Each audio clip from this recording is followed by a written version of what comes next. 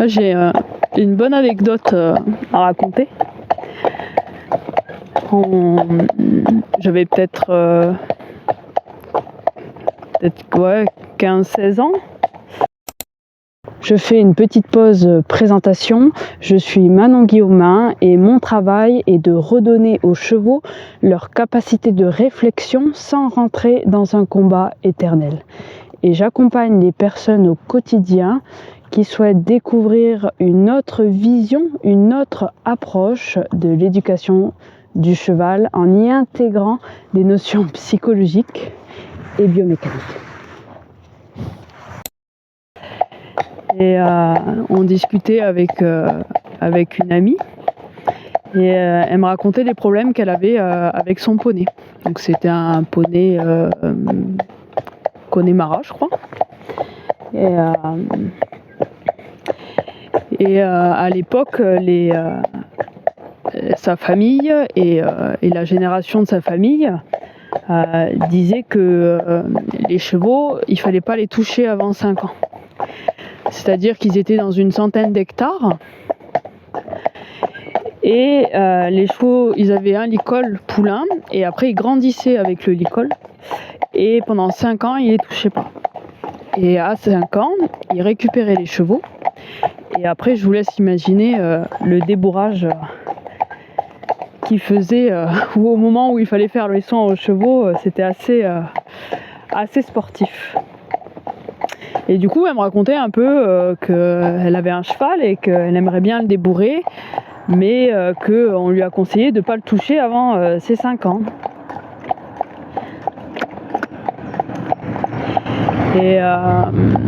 Et du coup, elle me dit ce que j'en pense et tout, et elle voudrait le débourrer. Donc le poulain, il avait 5 ans, donc pas touché. Vivant dans des centaines d'hectares. Et à l'époque, je travaillais déjà des chevaux et je débourrais déjà des chevaux pour des personnes. Et mes tarifs, en ce temps-là, c'était 500 € par mois. Et mon amie, quand on discutait, elle avait pas les finances, c'était elle qui devait financer et elle pouvait pas me payer, quoi. Et du coup, on a réfléchi à une solution et on est parti de dire écoute, combien tu peux me donner? Elle me dit je peux te donner la moitié. Et je lui dis ok, le débourrage, je vais le faire en 2 semaines. Et du coup, elle était trop contente et tout ça. Et du coup, moi, me voilà à débourrer un poney qui a jamais trop vraiment connu l'homme. Pas manipulé, toujours avec son licol poulain. Je vous laisse imaginer quand il est arrivé, le licol, il s'était imprégné dans la tête du cheval. La tête du cheval avait grandi, mais pas le licol. Donc il y a eu quelques soins à faire après mon intervention au niveau du bout du nez. Et du coup, je dis ok, t'as que 250, donc écoute, allez, moi je te le fais en 2 semaines. Donc elle en parle à son père parce que bien sûr, en ce temps-là, c'est évident qu'elle n'avait pas de van et pas d'argent pour payer un transport, donc elle en parle avec son père. Et son père, forcément, j'ai 15-16 ans, forcément, j'ai pas de valeur. Tout ce que je dis n'a pas de valeur. Donc, il me traitait un peu de haut en disant mais qu'est-ce qu'elle va faire cette gamine? Qu'est-ce qu'elle y connaît aux chevaux et tout ça? Mais je dis rien, je laisse couler et elle a réussi à négocier avec son père pour faire venir son cheval, son poney à la maison pour qu'on puisse voir ce qu'on peut faire et qu'elle puisse vivre avec son cheval la relation qu'elle souhaitait et surtout la manière dont elle voyait la relation avec lui, que sa famille n'avait pas conscience et faisait autrement que elle ce qu'elle souhaitait. Donc c'est pour ça qu'elle me l'a emmené.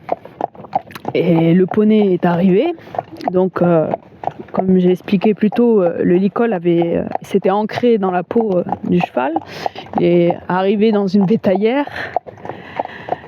Le père qui me prenait un peu de haut et qui disait qu'est-ce qu'elle va faire cette gamine voilà, et puis quand t'as 14-15 ans, t'as rien fait dans ta vie entre guillemets, forcément les adultes ils te croient pas quoi, t'as pas de poids dans ce que tu dis, t'as vraiment pas de parole.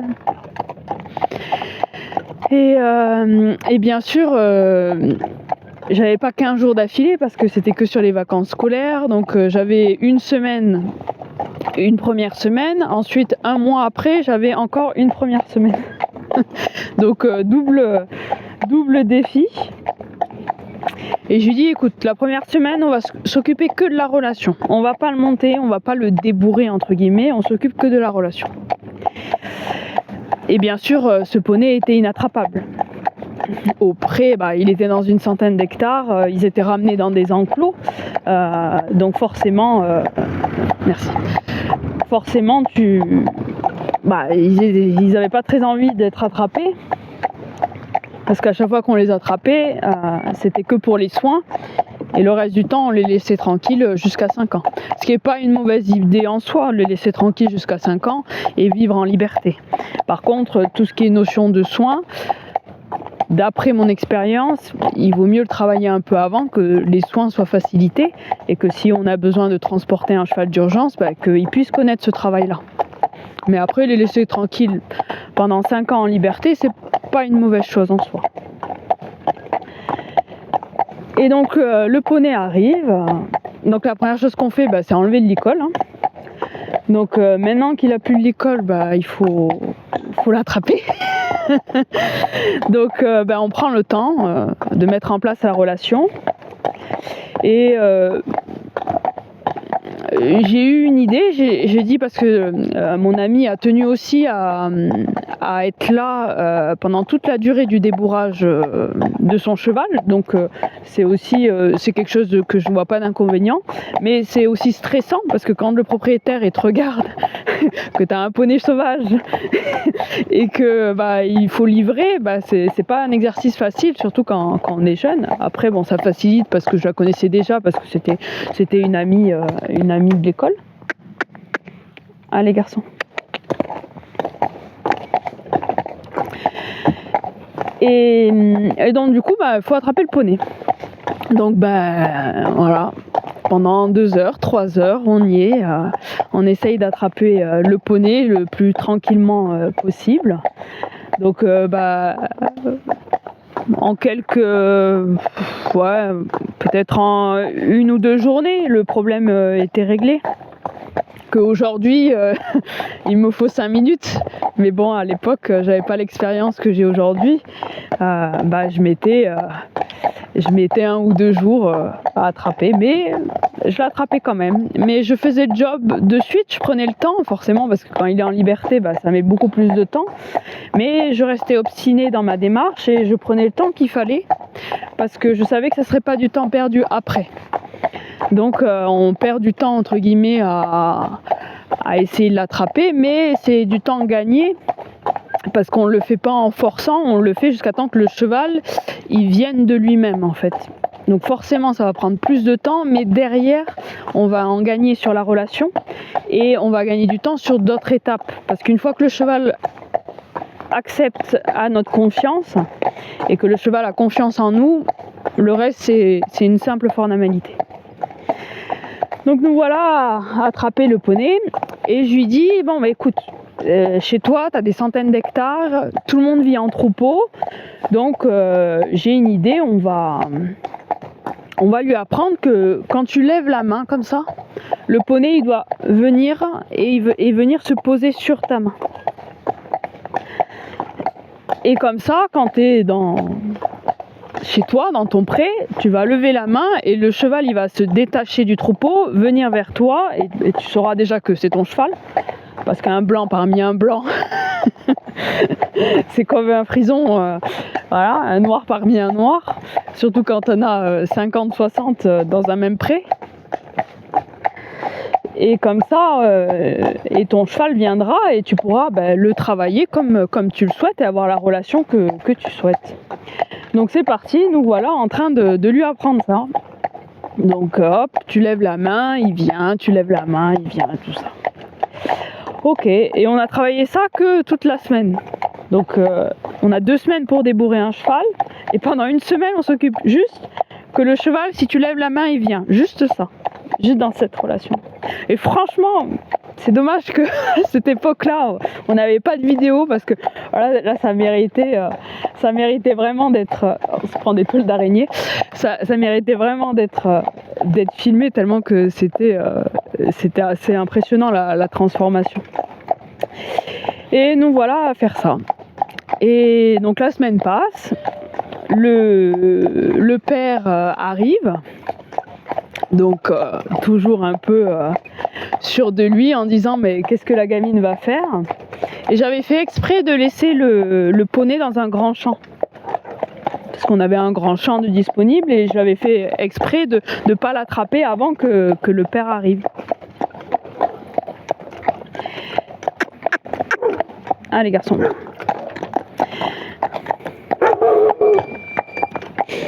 Donc j'avais fait exprès de ne pas l'attraper avant que le père arrive. Et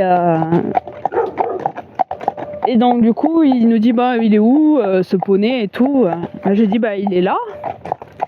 Et du coup au début c'est moi qui prends le licol. Et là j'attendais le jugement parce qu'il m'attendait au quart de tour, le père. Et du coup comme il a un peu réagi d'une façon un peu qui est un peu hautaine entre guillemets, du coup j'ai dit c'est pas moi qui va aller chercher, c'est mon ami. Donc du coup je lui passe le licol et j'ai dit vas-y, c'est toi qui vas aller chercher. Donc du coup il me dit ok, et le père il regarde très attentivement. Et là elle s'approche, elle rentre dans le pré. C'était un truc hallucinant. Elle lève la main comme ça, mais elle parle pas rien, pas genre allez viens, rien, un silence complet. Elle lève la main comme ça, très haut pour que le cheval repère. Le cheval il la voit, il était tout au fond du pré. Par exemple, nous on était là et le cheval était au niveau des arbres de l'autre côté de la rive, quoi. Et du coup elle lève la main comme ça. Et là le poney, non seulement il vient, mais il arrive au galop.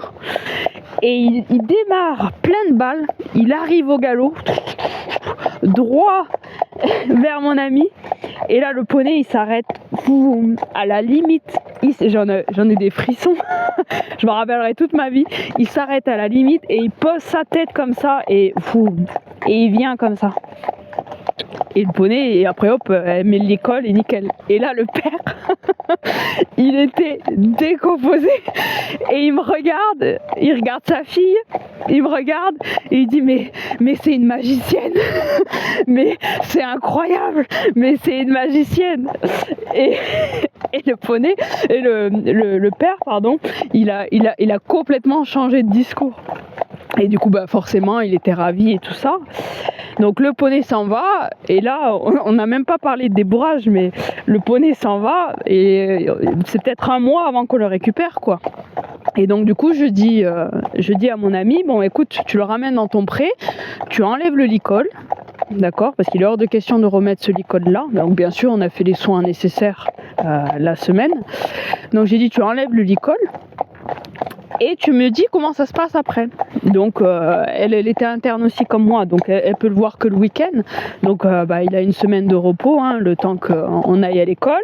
Le week-end approche, et là elle m'envoie un message en disant putain c'est incroyable, il arrive tout le temps au galop, il se détache du troupeau, lui qui était très grégaire, il a grandi en troupeau, donc c'est normal que le cheval soit très grégaire. Et hop, elle lève la main, le cheval il se détache du troupeau, il arrive au galop, et puis elle arrive à en faire ce qu'elle veut, donc forcément elle est hyper heureuse. Donc un mois se passe, au niveau de la relation tout va bien. Donc le poney arrive avec un nouveau licol à sa taille, et Et le père arrive et il est un peu plus souriant, un peu plus dans l'échange, on va dire. Et j'ai dit, allez, c'est parti, on va faire le débourrage en 1 semaine. À l'époque, mon rollon, je n'étais pas stabilisé, il était impraticable. Il y avait de l'eau partout, ça glissait partout. Et c'était compliqué de trouver un endroit pour faire le débourrage. Donc du coup j'ai dit écoute, on va le faire dans le champ. Et le champ il faisait 1 hectare 5, donc un grand champ quoi. Normalement c'est pas un lieu pour faire un débourrage. Mais bon, attention garçon. Mais bon, il faut livrer, hein, on te paye pour quelque chose, donc faut livrer, faut faire. Et je le voyais pas comme ça en ce temps-là, mais finalement avec du recul et l'expérience que j'ai aujourd'hui, le fait de le faire dans un grand champ par exemple, ça m'a obligée à vraiment travailler le cheval. Et pas à monter comme ça, pas à me sentir en sécurité et dire allez je monte, on fait ça comme ça dans un rallonge et tout ça, mais en réalité le grand champ t'es obligé d'avoir un cheval dressé, parce que si le cheval il t'écoute pas, là il s'emballe, c'est mort quoi. Donc ça t'oblige, finalement ça m'a obligé en ce temps-là à faire vraiment de travail, donc c'était un mal pour un bien finalement. Et donc c'est parti, on fait le débourrage. Donc écoute, nickel. Donc on prend le temps, on lui présente le harnais et tout ça, voilà. Donc sa propriétaire suit chaque étape. Et j'ai dit allez, une fois que je suis montée, j'ai dit vas-y tu peux monter. Donc je suis à côté, on règle les soucis s'il y en a pas, ok. Et on essaye d'y aller tranquillement, voilà, faire un débourrage gentil et du mieux qu'on peut, et avec les connaissances qu'on a à cette époque-là. Enfin, les connaissances que j'ai à cette époque-là, quoi. Et du coup, c'est parti, le cheval nickel. Il n'a pas bougé, pas une seule ruade. Et même à cette époque-là, également, j'étais aussi basée sur le fait qu'un débourrage pour moi, c'était sans fuite, sans ruade, sans morsure, sans signe d'inconfort. Quand on doit monter sur le cheval il doit être OP avec ça, et il n'est pas censé ruer ou avoir n'importe quelle défense.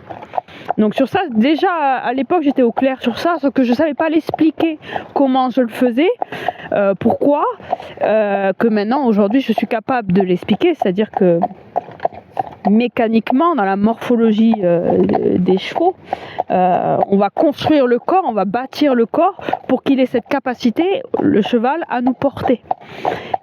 Et une fois qu'il a cette capacité à nous porter, alors on a eu un petit problème de caméra, donc je vais reprendre. Donc ce que je disais, c'est que aujourd'hui j'ai l'expérience nécessaire pour pouvoir expliquer le pourquoi du comment, et surtout permettre aux chevaux, notamment lors du débourrage, mais également pour n'importe quel cheval, mais spécifiquement lors du débourrage, pour permettre aux chevaux à lui donner la capacité de nous porter et lui montrer physiquement, mécaniquement, comment il peut faire pour nous porter sans que lui, ça lui porte préjudice dans son corps. Parce que si le cheval a mal, c'est là où on va apparaître tout un tas de défenses qui est connu du grand public au débourrage. Si on ne met pas le cheval en place, si on a de la chance et qu'on fait les choses tranquillement, le cheval il sera débourré sans contrainte et sans réaction. Mais c'est un cheval sur 20 peut-être. Peut-être que je suis gentille. Allez, un cheval sur 50. Mais pour que 100% des chevaux coopèrent dans leur débourrage, il va avoir cette notion de biomécanique, de corps, que le cheval ait cette capacité à nous porter ou à nous tirer, parce que là, par exemple, on est en attelage. Et ça, il faut placer le corps du cheval. Et une fois qu'on combine ça à la relation, il n'y a aucun problème spécifique au débourrage que l'on peut rencontrer et tout sera fluide et surtout ça sera ancré. Et ça c'est important. Et à l'époque, peut-être que je mettais plus de temps qu'aujourd'hui, j'en mets beaucoup moins. Et on ne peut pas comparer l'expérience que j'avais à 15-16 ans que là, ici, maintenant. Donc du coup, on fait le travail, on fait le job avec ce petit poney. Et nickel, aucune réaction, super et tout s'est bien passé et tout ça. Et c'était mon premier débourrage dans un grand champ. Et tous mes débourrages, et même ici encore aujourd'hui, quand je fais des prestations de débourrage, donc non seulement le cheval il est monté aux 3 allures en carrière, mais il est aussi monté en extérieur. Donc j'aurais pas rempli mon job à 100% si on n'était pas sorti en extérieur avec le cheval. Donc les 2 premiers jours, on s'est occupé du débourrage. Le débourrage étant réalisé, les 3 jours qui ont suivi, ah oui, parce que la semaine, c'était pas vraiment du lundi au dimanche, sinon ça serait drôle et j'aurais beaucoup plus de temps.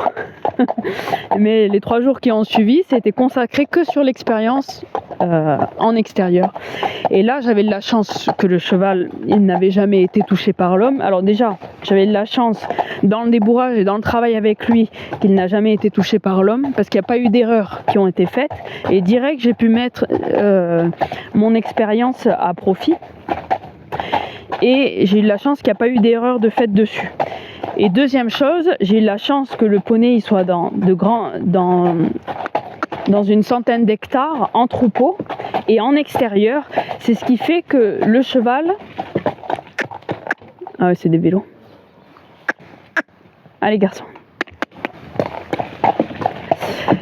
C'est ce qui fait que le cheval avait déjà l'expérience de l'extérieur. C'est-à-dire que il avait vu des choses. Bon, ok, il n'avait pas vu la route, il n'avait pas vu les panneaux, il n'avait pas vu. Voilà. Par exemple, vous voyez, lui, il a l'habitude. C'est pas pour autant qu'il n'a pas peur.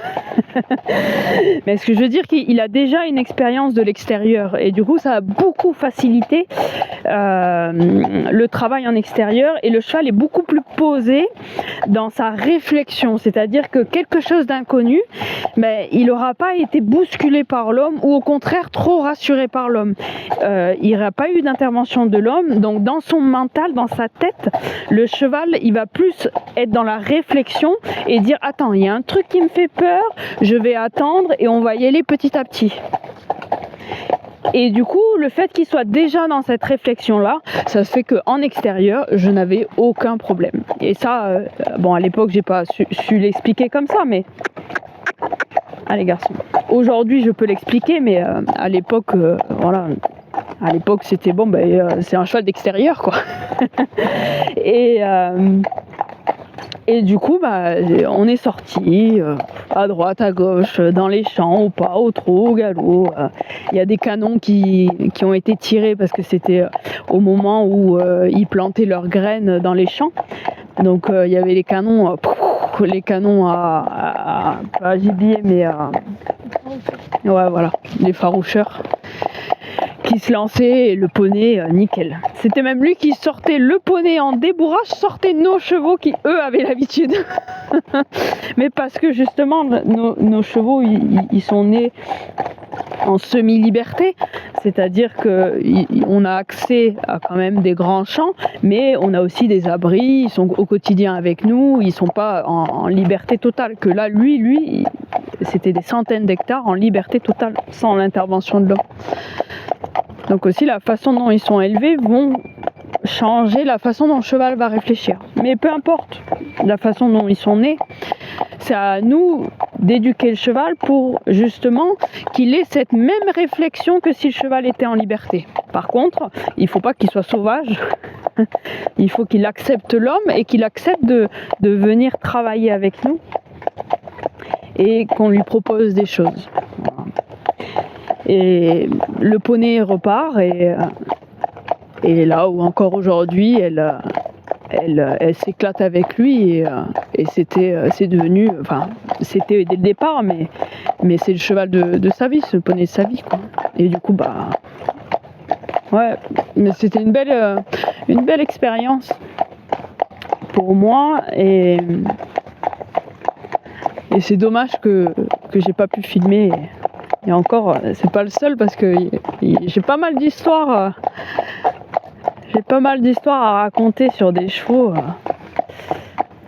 Mais c'était assez hallucinant. Et le père, j'ai oublié de parler du père, il est revenu forcément le chercher.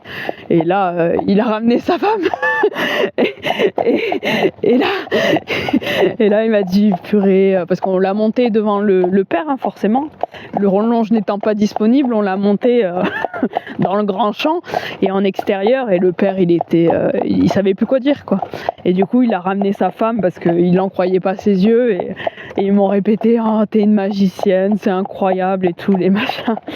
Donc je les ai remerciés.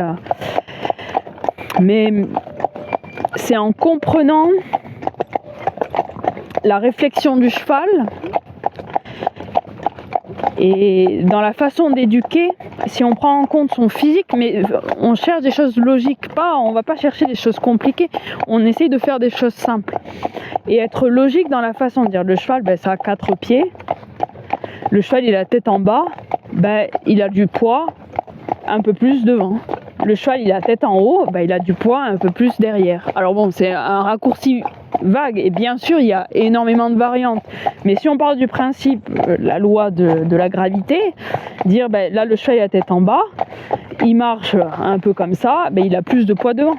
Et du coup en faisant une réflexion comme ça dans tous les travaux qu'on fait avec les chevaux, dans le débourrage, l'éducation et tout, en fait ça devient évident et ça devient complètement logique. Et en fait, on suit cette logique et ça fonctionne.